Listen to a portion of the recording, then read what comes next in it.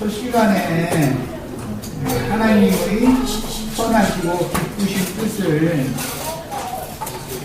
사람들이 너무 분별을 못한다.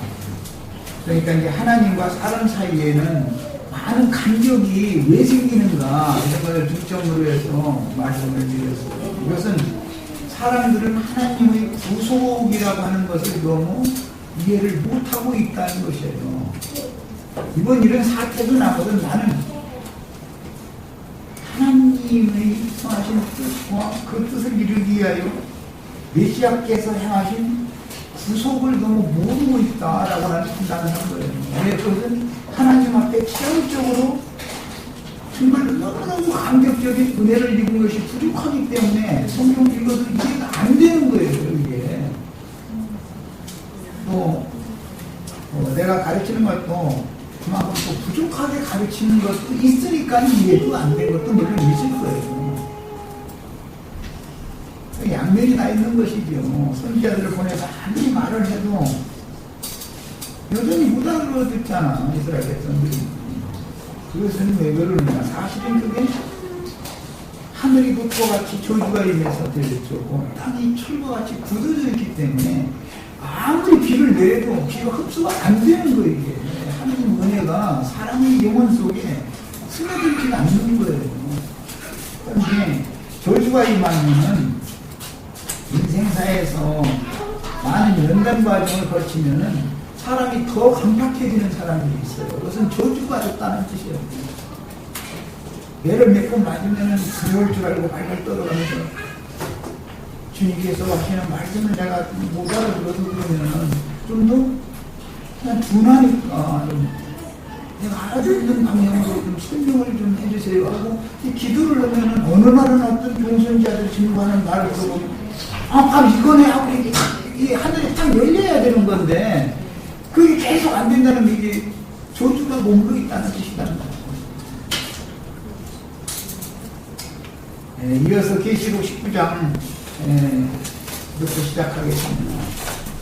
11절부터 18절까지 읽겠습니다. 또 내가 열린 것을 봤으니 다 영원처럼 다 열리셔야 돼.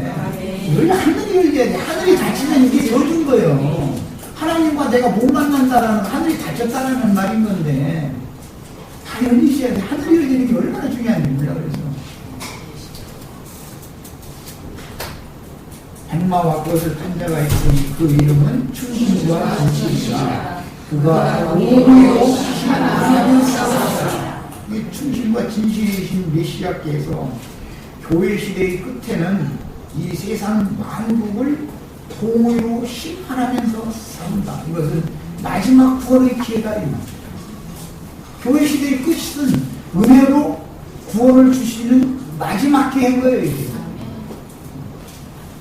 그 눈은 불꽃 같고 사람의 양심과 마음 상태, 인간 됨됨이, 그의 생각, 그가 무엇을 추구하고 이런 걸 다 밝혀본다 이 말이야. 하나님이 눈을 못 뜬다 이 말이야. 불꽃 같은 눈을 본다. 그 머리에는 많은 관들이 있고 이것은 이기는 자들을 얻었다 그 말이에요. 또 이름 쓴 것이 하나가 있으니 자기밖에 아는 자라고. 이것은 앞에 계시록 3장 12절에서 이기는 자들에게는 바로 새 이름을 그분이 미리 기록하여 주겠다 하시는 그의 새 이름이에요. 이 새 이름을 받아야 예수를 깊이 안다 이 말이에요. 히브리서 같은데 예수를 할 때 깊이 안다. 그래서 메시아가 왜 오셨어? 그런 고난을 받으셔야 되냐? 메시아가 하는 일은 뭐냐? 메시아는 어느 시대에서 어느 시대까지는 어떻게 일을 하시며 하나님을 위해서, 그 다음에 어느 시대에는 어떻게 일을 하시고, 그 하나님 메시아를 보내신 사명이 다 끝나면 아들이 그 나라를 아버지께 바치는 영원한 세계로 어떻게 이어진다는 것인가? 메시아가 왜 와야 되며 메시아께서 일하시는 교회 시대와 천년왕국 시대라고 하는 이 시대를 두고 메시아께서 어떻게 일을 하시는가를 알아야 이것이 깊이 아는 거잖아. 메시아는 계속해서 일을 하는 게 아니에요. 메시아가 보내심 받은 사명이 끝나면 그 나라를 아버지께 바치는 것까지만 메시아가 필요한 거예요. 그 말은 인간 세상은 그때까지만 존재한다. 그 이후로는 메시아를 세상에 보낼 필요가 없는 거죠. 인간 나라 상관이 없는 나라가 영원한 나라가 이루어져 버리거나 이치를 아셔야 돼. 그 다음에 우리 형제 자매님들은 예수 그리스도의 새 이름을 다 받으셔야 되겠어요. 또 그가 피 뿌린 옷을 입었는데 예수님이 구속을 위해서 피를 흘린 것을 대표적으로 말하는 것이지만 이것은 하나님의 말씀과 저희가 증거를 인하여 목배임을 받은 자들이 다 주님이 버리에 있는 관들이다. 주님이 영광이 되는 사람들인 것이에요. 우리는 그 선도 함께 오신다고 해요. 그것에만 매달리지만 나는 데살로니가전서 3장 13절을 중점으로 가르치지 않기 때문에 이제 많은 오해도 받는 경우도 있는 것 같은데 계시록도 14장에 나오는 14장 1절에서 6절에 나오는 그 시온산에서는 14만 4천 여기에 들어가기를 나온 게 나는 이것을 잘 안. 그것은 기본이고 그건 기본이고 어린 양의 신부 중에서도 글씨곱게 중요한 중매쟁이로서 특별한 금기를 더 받는 걸 추구해라 라고 하니까 이 말도 잘 알아들으셔야 돼. 그 다음에 하나님의 피 뿌린 옷을 입었는데 그 이름은 하나님의 말씀이다. 그러니까 이름 쓴 것을 아는 자, 이름 쓴 것이 하나가 있는데 자기밖에는 아는 자가 없다 그럴 때 그 메시아 예수 그리스도가 누군지에 대해서 깊이 아는 사람은 하나님의 말씀을 안다는 뜻이에요. 그렇죠? 그 이름은 곧 사실 아는 자가 없었는데 그 이름 받은 자밖에 아는 자가 없는데 그 이름은 하나님의 말씀이다 그랬으니까 하나님의 말씀을 아는 것이 이 심판주 재림주를 아는 것이잖아. 사실 하늘에 있는 군대들이 이것은 12장에서 여자가 낳은 하늘 군대지요. 이기는 자들이에요. 근데 뭐 이제 이 사람들이 뭐 그 수를 채우는 일이 짐승의 때가 있겠냐, 영화에서나 있을 것 같구만. 이제 이런 정도로 나와버리면은 있죠. 그 수를 채우기까지 잠시 기다려라. 앞서 가신 주민들에게 그걸 얘기를 했으니까 그 수를 채우는 때가 반드시 있지요. 왜 없겠어요? 그거는 장래될 일이기 때문에 도무지 믿지 못할 일이로다라고 부정하는 불신의 마음이 속에 있기 때문에 이게 안 믿어지는 것이 믿어야 되는 거죠. 말씀에 이렇게 될 수 있는 거예요. 그 다음에 군대들이 희고 깨끗한 세마포 옷을 입고 백마를 타고 그를 따르더라. 하늘의 군대들은 사실은 29장 앞에서는 신부가 입은 옷이었어요. 그의 아내가 10절에 그의 아내가 자신을 준비하였으므로 어린 양의 아내가 준비됐는데 그에게 어린 양의 아내에게 빛나고 깨끗한 세마포옷을 입도록 따라가셨다 그랬어요. 여기 하늘 군대가 깨끗한 세마포옷을 치고 깨끗한 세마포 똑같은 옷을 입는 거 아니에요? 백마를 타고 그를 따르더라. 그 입에서 예리한 검이 나오니 이 예리한 검이라는 것은 서신서에서는 성령의 검치의 말씀을 이렇게 표현했어요. 그것으로 만국을 치셨고 그러니까 예리한 검으로 치는 거지요. 예리한 검은 하나님의 말씀이고 그 이름이다 이거예요. 예수 이름으로 치는 거예요 사실. 근데 하나님의 말씀이 이 사람이 말씀이 내가 돼야 되는 거예요. 그래야 그것으로 치는 거예요. 이것은 앞에 계시록 12장에서는 주민들에게 지팡이 같은 갈대를 써가지고 땅을 치라고 했다고 그랬어요. 그래, 땅의 백성들이 아주 계속 선지자들하고 땅을 치니까 땅을 치면은 땅이 부서져가지고 이제 그 다음에 친다라는 말은 구약의 선지자들의 표현을 하자면은 쟁기로 마른 땅을 기경한다, 갈아엎는다 이게 이 말인데 치면은 이게 갈아엎어져가지고 그 다음에 비를 내려서 농사하려고 그런 것이잖아. 어디를 죽이려고 그런 거잖아. 이게 그럼 그게 되어져야 되는데 땅을 쳐도 풀풀 먼지만 날려는 그 땅에다가는 하나님이 별짓을 하려니까 안 되는 거예요. 그 다음에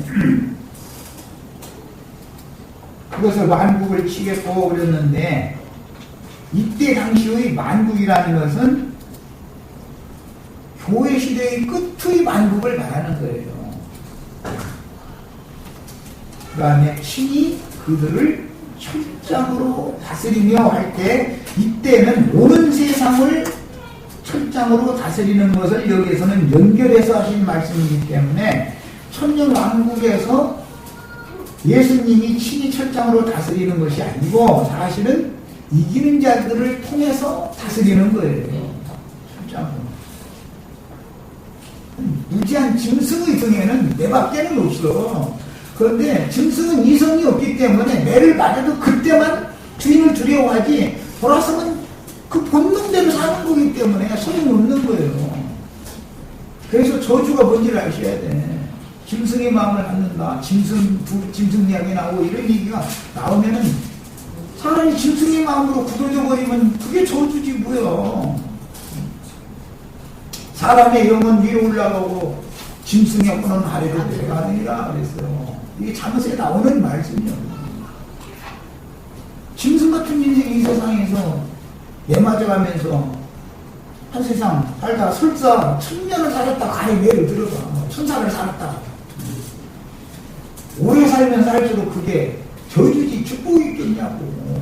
하나님의 은혜가 없는 영영한 불에 들어가라는 선고를 받고 나서 아무리 철장을 후려쳐도 짐승 같은 마음으로 굳어져 있기 때문에 은혜가 임하지 않고 깨달음이 절대 없고, 빛이 오셔서 다스려줘야 되는데 빛이 없고 어둠이 점점 더해지는데 의도맞기만 날마다 천년 동안 의도맞으려면 뭐라고 인생으로 태어나냐고.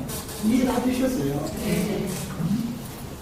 천년 통치라는 게 뭔지를 아셔야 돼. 이것은 창세기 1장 26절로 28절에서 부터 나오는 말씀이에요. 이게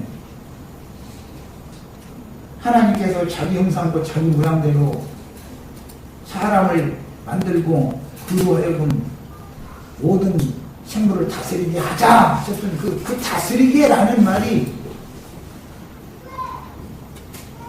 왕으로서 왕권 절대자께서 강압적으로 굴복시킨다 그런 뜻인 거예요.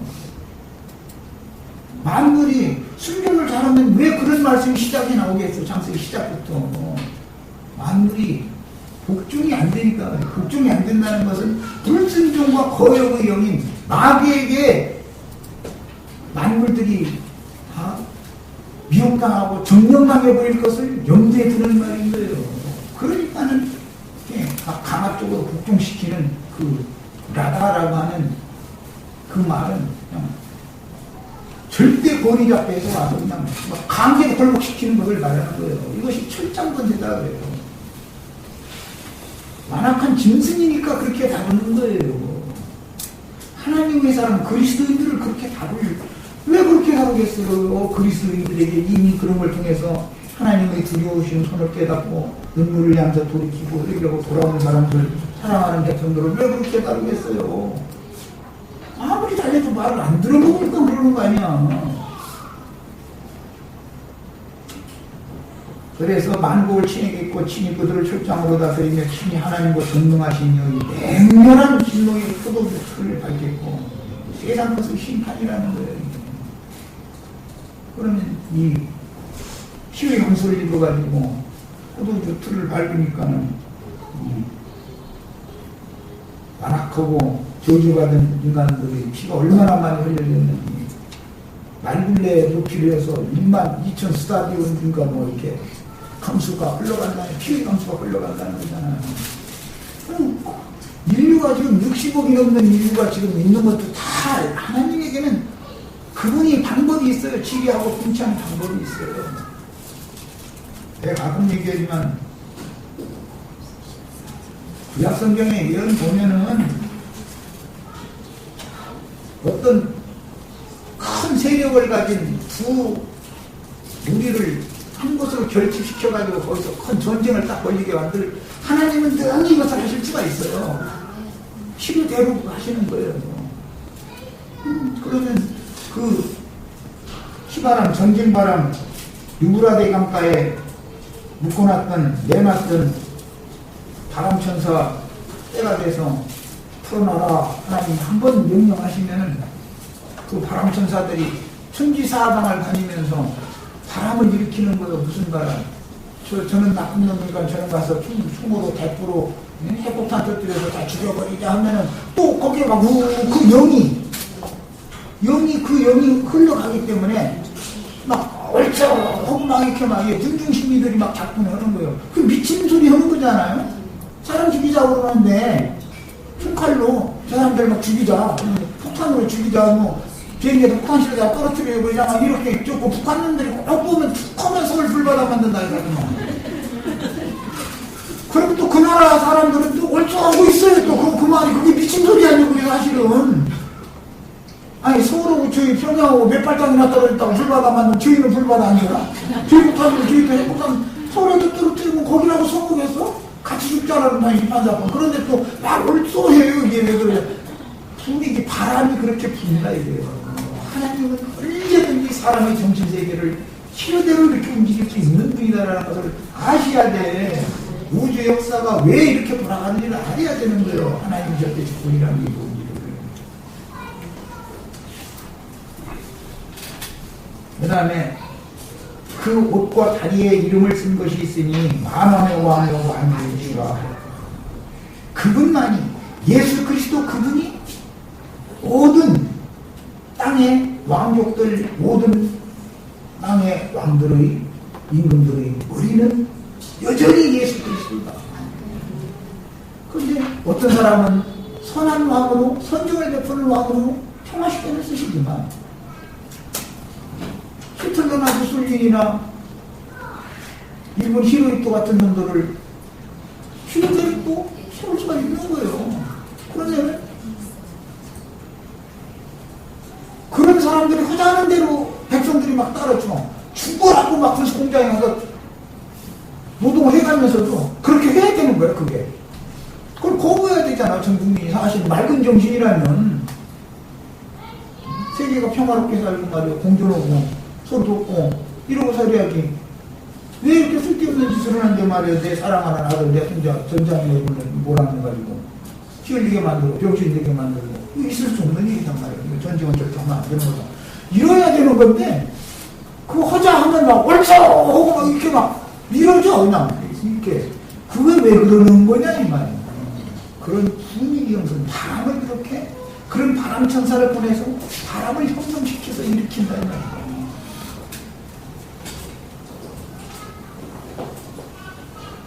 그 다음에 주님만이 만왕의 왕이요 만주의 주다. 이 말은 이게 만주라는 말은 만물과 만상과 모든 것들의 주인이라는 뜻이에요. 주주자 이 말이죠 사실은. 내가 보니 한 천사가 태양 안에 서서, 태양을 지배하는 천사는 예수님밖에 더 있겠어요? 그런데 또 어떤 천사는 태양을 막 쳐버려. 해를 치니까 해가 침을 받아가지고 화나가지고 막 7배나 해가 뜨거워진다는 거잖아요. 16장에 그런 말이 나와졌죠. 애들 장난하는 말 같아요. 그야말로 참 영화 속에 내고 소설책에나 나오는 말들이 계시를 참 많아요. 공중에 가는 모든 새를 향하여. 이것은 18장에서 이미 새들 얘기는 나왔죠. 음료, 저주받은 자들의 오긴 큰 성 받으려면 모든 더럽고 가증한 새들이 모이는 복이 되었다. 악령들에게 명령하는 거예요. 이르되 와서 하나님의 큰 잔치를 거룩한 성에 들어간 우리 형제 자매님들은 혼인잔치에 들어갔는데 세상에는 또 이런 저주의 피잔치가 벌어지는 거예요. 핏잔 나눠 먹는 잔치가 벌어지는 거예요. 악령들도 그때는 먹을 것이 많은 거예요. 그래가지고 왕들이 살과 장군들이 살과 장사들이 살과 말들과 그것을 푼 자들이 살과 자연들이나 동물이나 작은 자나 큰 자나 모든 자의 살을 먹어라. 살을 먹으라는 육체 육이라. 살이라는 말은 육이라는 말이에요. 그래서 뭐 내가 지난번에 통째로 불고기 해가지고 세어가고 구약성경에는 애양함도 받지 못하고 짐승의 밥으로 주는 것이 저주 중에 저주예요. 섬기는 것은 섬기는 거예요. 여기 나오는 왕들, 장군들, 장사들 뭐 이런 자들은 육장에 인입을 했죠. 네. 그들이 어디 들어가 숨어가지고서 우리를 가려달라고 한다고 했어요. 불과 산의 발춤에 들어가가지고서 우리를 위해 보내서 우리를 가려달라. 그런데 그놈들 싹 여기 와서 불고기 해서 공중하는 새들한테 우리 다 우리 밥으로 보고 그걸 줘버렸다는 거예요. 이것은 영원한 심판을 상징하는 거라는 걸 알 수 있잖아요. 육체를 이렇게 심판하는 것이다. 하나님은 이런 날을 반드시 예비해놓고 있다는 걸 주셔야 돼요. 이런 날을 이런 성경을 읽으면서 그가 도무지 믿지 못할 말이로다 이렇게 나오면 뭐 이런 일이 분명히 있다고 예언되어 있으면 이런 일이 있는 거예요. 반드시 있어요. 성경이 하나님이 무슨 할 일이 없어서 그야말로 인간 나라들에게 거짓부름을 하나님이 하셨겠어요? 이것이 예언되어 있는 일이니까 당연히 이런 일이 이루어지죠. 그 다음에 이런 세상, 교회 시대의 끝, 세상 끝의 심판이 종결되어진 다음에 주님께로 데려감을 받은 성도들, 즉 시온산에서는 14만 4천 신부 중에는 사내 아이가 이제 사내가 섞여 있어. 우리는 다 사내 아이 되잖아. 설탕 권세자들 이거 신부 중에 있어요. 그들과 함께 마태복음 25장 예언과 같이 와서 데살로니가 전서 3장이나 4장의 말씀과 같이 함께 온 세상에 살아남은 자들에게 심판이 지나갔지만 다 죽는 건 아니다. 와서 오른편 양과 왼편 염소를 분별한 다음에 왼편 염소는 계시록의 끝부분에 가면은 20장 후반부에 가보면은 천년이 참에 고개 갇혔던 마귀가 잠시 풀려나서 땅의 사방 백성들을 유혹을 했는데 그 땅의 사방 백성들이라는 건 곡과 마곡이라는 거예요. 그걸 유혹을 해가지고 사랑하시는 성도들과 사랑하시는 성을 둘러싸고 서로 마지막 경쟁을 하게 하는 거예요. 성경이 참 다음을 말하는 거예요. 네. 그리고 나서는 더 이상은 인간 나라 경영을 할 필요가 없는 거예요. 하나님의 모든 원량 계획이 완성이 됐기 때문에. 그래서 영원전에서 영원 후와 이게 딱 맞물리는 지점이 천년이 참 다음의 일이다. 이렇게 성경이라는 것은 정확하게 알고 계셔야 돼. 사실은 이제 이런 이야기도 이미 신림동 모임에서 성경의 기본적인 진리를 털을 닦아야 되겠다 싶어서 한 2년을 말을 거쳐서 내가 신앙의 털을 닦는 말씀을, 그게 신학이에요. 그게 신학. 첫 시간에 내가 이 얘기를 사실 했었어요. 영원 전에서 영원이라고 하는 이제 시간이라고 하는 이것을 돌려가지고 영원 후와 영원 전은 만나는 것이다. 그래서 하나님은 시작도 없고 끝도 없는 하나님인 것이다. 그분은 아담의 세계, 인간의 세계라고 하는 것을 큰 주기, 우주의 한 주기를 한 바퀴 딱 돌리고 다시 영원 전에서 영원 후와 이게 영원을 하신 하나님이 그 일을 하시는 것이다. 그 안에 우리는 어느 시대에 살고 있으며 우리는 지금 어떻게 구원을 얻어야 되는가를 내가 그때 이미 했었어요.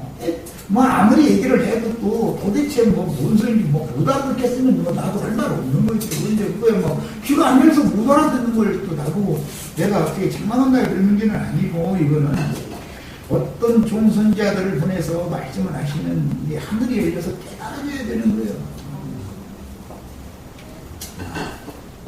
그 후에 오른편 양으로 분별된 자들에게는 창세 창세 전부터 예비한 왕국을 받으라 그랬어요? 창세로부터 예비한 왕국을 받으라 그랬어요? 창세로부터 예비한 왕국을 받으라 그랬죠? 교회는 창세 전에 예비된 왕국을 받은 사람들은 교회 시대죠? 창세로부터라는 것은 아담 이후에 이것을 진행해 왔다 그 말이고, 창세 전부터라는 건 천사들의 세계에서부터 하나님은 천사들을 붙들어주는 것이 목적이 아니고, 믿음의 아버지인 믿음의 조상 아브라함의 믿음의 자취를 쫓는 우리 형제 자매님들을 들어주는 것이 하나님의 뜻이다라는 것이 이미 아담 창조 이전부터 하나님은 이것을 마음에 계획하고 계셨다 이 말이에요. 그리스도 예수 안에서 이게 예정이다 그래요. 예정. 그 중에 예정이 있었기 때문에 우리가 택함을 받으면 선택되어진 거 아니에요. 우리 최영애님하고 이영애님하고 이런 데한테 큰 소리 무슨 초라한 일이 있지. 영원 절대 정말 참 나빠지다 그러면 후일하셔 물어보세요. 자꾸 이걸 대화를 믿음은 들으면서 나는 거예요. 내가 한 번, 두 번 얘기한다 해서 이게 딱 믿어지고 깨달아지고 이게 되는 게 아니에요. 이것은 어마어마한 지금 이것은 해가 내일 동쪽에서 뜰 거냐 안 뜰 거냐보다 더 큰 일이 지금 벌어지고 있는 거예요. 이걸 꼭 깨달으셔야 돼. 이제 이게 정말로 이 구원, 이같이 큰 구원 이것이 깨달아지고 나면은 막 찬양하고 막 뚝 뛰면서 감격하고 막 눈물이 나고, 하나님의 그 영원하신 하나님께서 당신의 작정 중에 이것을 받으시고, 나라는 이런 안악하고 무지하고 어리석으면서 잘나신 혼자 다 하고 다니고, 우리가 허는 집 보면 미래는 정말 올라가면서 하고 망할 길만 가고 이러던 사람은 별로 불러가지고 돌복시키고 당신의 말씀 앞에 불러다니셨습니다. 하나님이 이런 원대한 계획을 가지고 계셨습니다. 이거 깨달아보면은 정말 기묘자를 만나는 거예요. 그때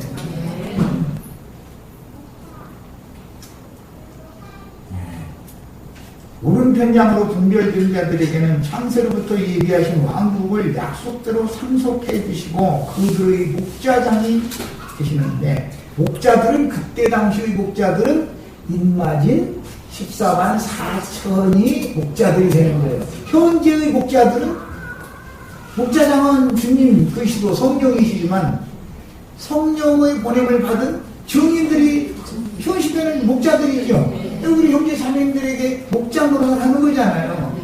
목자장은 여전히 주의 영이에요.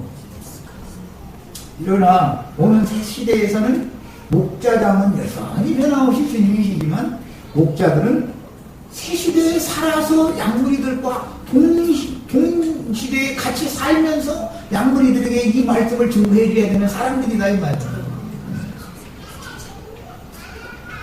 그래서 그들을 미리 예비를 하셔야 바람을 내풀지 않게 하는 거예요. 하나님의 종들 이마에 인침이 끝날 때까지 바람을 불지 못하게 한다. 그 인침이 딱 끝나면 아까 내가 얘기했던 바람 천사를 놓아버린다. 그러면 땅의 사방에 바람을 일으키게 한다. 그때가 반드시 와요. 그게 짐승이 때라고 그러는데, 무적행 열려서 이제 짐승이 올라온다 그러고 주인들이 그들에게 죽인다 이제 이런 얘기 이어지는데, 그때가 반드시 와요. 짐승이 때 전에도 후에 듣는 큰 혼란 때가 온다고 예언이 됐으니까 오는 것이지, 이것이 소설이거나 영화예요. 절대 아닙니다. 절대 아니에요. 이걸 믿으셔야 돼요. 하나님의 두려우심을 모르면 또 하나님의 값없는 은혜로 주신 구원이 얼마나 큰 구원인지 이것을 감격적이지 않으면 이런 게 안 믿어지는 거예요. 구원의 기회를 계속 줬는데도 끝내 안 믿으면 심판이 버려야지. 그 세상에서도 사람들 아유 저 인간은 아주 쓰레기 같은 인간이만 이렇게 얘기하죠. 사람 보고도 그렇게 말하잖아요. 하나님이 보시기에 구원의 영광과 기회를 주셔서 그 영혼을 소송시키기 위하여 천사들을 보내서 복종시키게 하려고 강압적으로 철장으로 질그릇 깨는 것처럼 후려치게 하고 은혜의 영을 은혜의 천사들을 또 보내서 깨닫는 말씀, 위로의 말씀을 주시면 비침해가지고 하나님의 성경을 하면서 자꾸 하나님의 보내신 자인 예수 그리스도 메시아에 대해서 자꾸 깊이 알아가지잖아요. 자꾸. 이게 하나님이 하신 일이에요. 그런 것과 똑같이 형제 자매님들은 염소무리는 철장으로 다스리게 하시지만 이 양무리를 목양하는 책임을 맡은 목자들에게는 빛의 천사로 임해가지고 그들이 먼저 깨달아야 양무리를 공급할 거 아니야. 그래서 이미 나는 이 계시록 6장 말씀 부분에 하나님의 통치권이라고 하는 것과 포이마이노스 목자로서 다스린다고 하는 말이 무슨 차이가 있는지에 대해서 여러 번 설명했어요.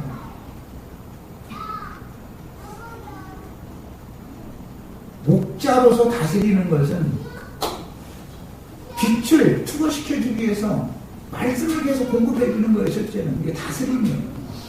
그래도 안 들으면 20세 이상 된 청년들은 그때는 먹이기만 하는 게 아니에요. 그때는 치는 거죠. 목자라는 것은 지팡이와 막대기를 꼭 가지고 있어요. 지팡이는 양이 그릇 가려면 이렇게 해서 뿔딱 끌어가지고 이렇게 물 가운데를 다시 불러다 놓는 일을 하는 거예요. 막대기라는 것은 치느라 그런 거예요. 엉덩이를 이렇게 톡톡톡 쳐가지고 많이 들어라 말이야. 거기 들지 말아라 이러는 거예요. 다른 면에서는 목자가 그 막대기나 또는 물맷돌을 쏘는 그 총을 가지고 있어요. 그때 당시 총이라고 하지 않고 이제 느리개라고 그랬죠. 정말 이렇게 쭉 들였다가서 물맷돌을 탁 보면은 이제 입이나 염소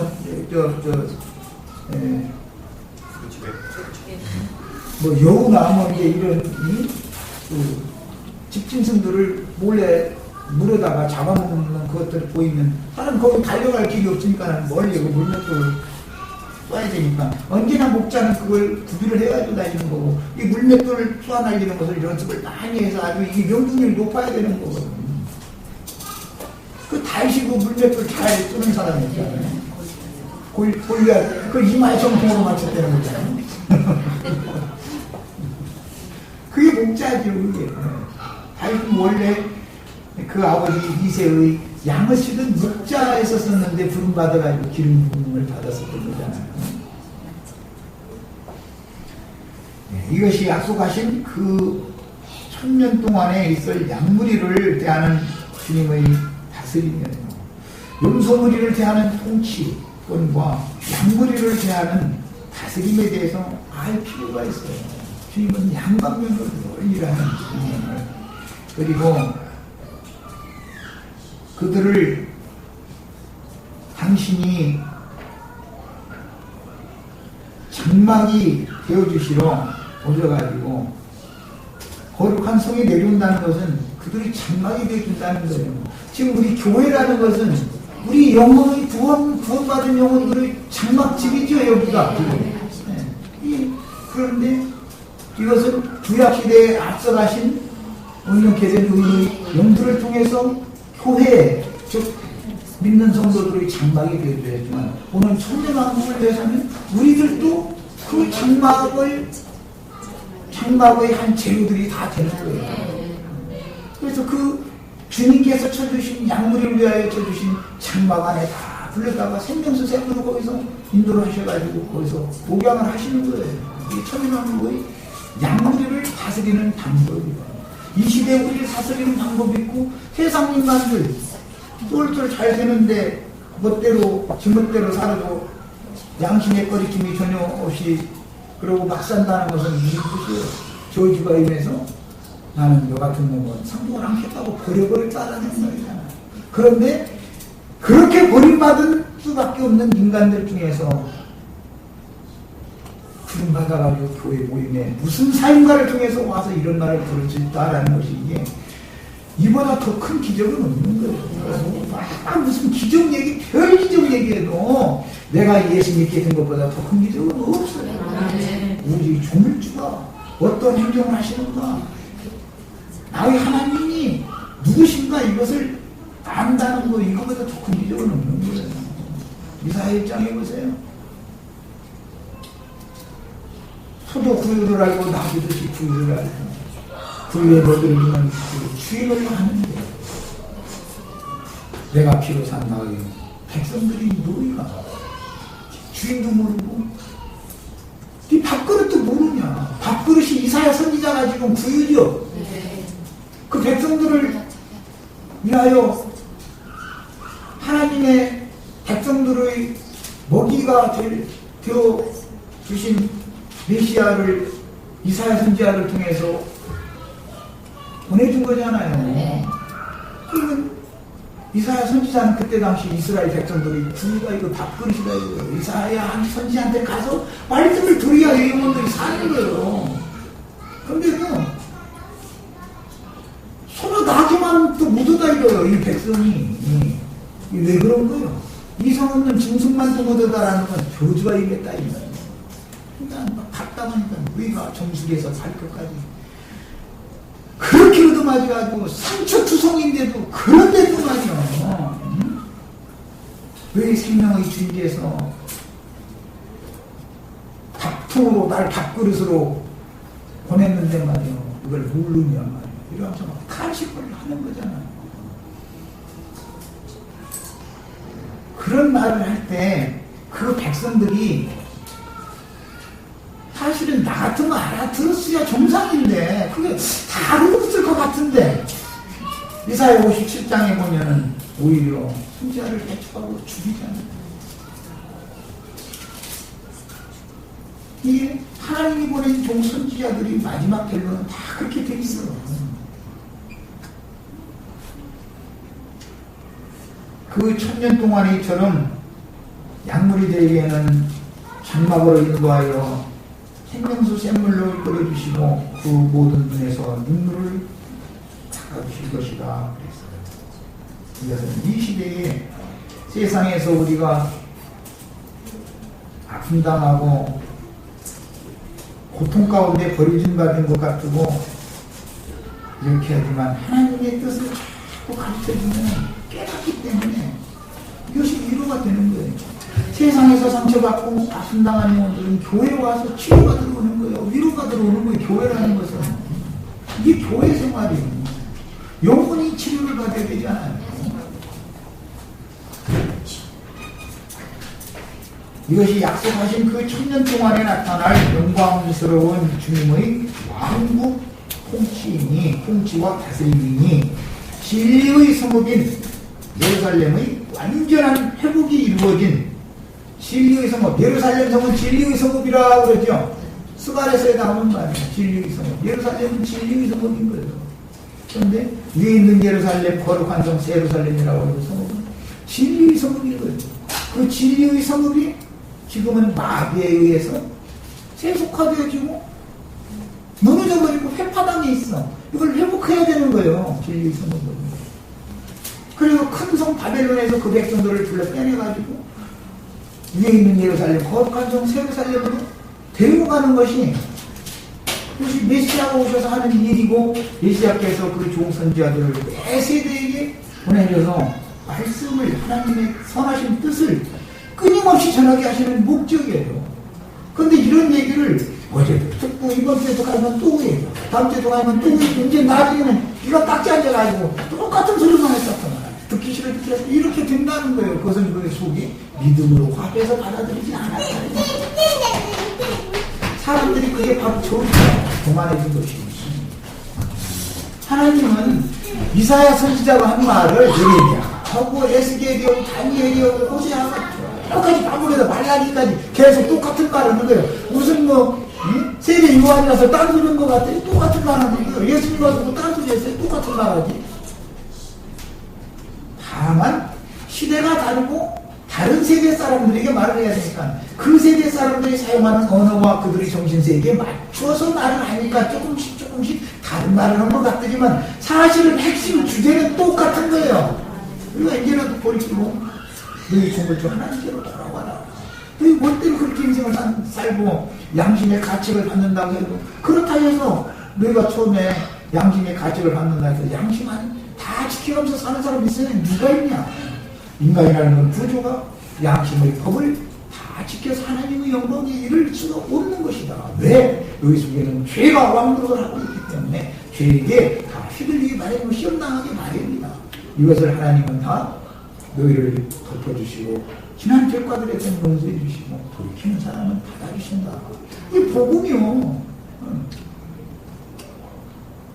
이것이 없는 사람은 사람을 대할 때 사람이 그래도 그렇지 꼭 토를 달아. 그래도 그렇지라는 걸 자기한테 누가 갖다 잣대를 들이대면 저는 괜찮을 것 같아요. 외면으로 볼 때는 괜찮은 것 같았었지만 나중에 속에 들어가 보면 쓰레기통은 더 더러운 쓰레기통이에요. 어제나 우리 저 아저씨 냄새 난다고 회사에서 그거 이렇게 고쳐줬어요. 냄새가 너무 많이 오면 술집 섞인대. 그 사람이 그러더라고요. 수복 뭐 이런 거 다 썩을 겁니다.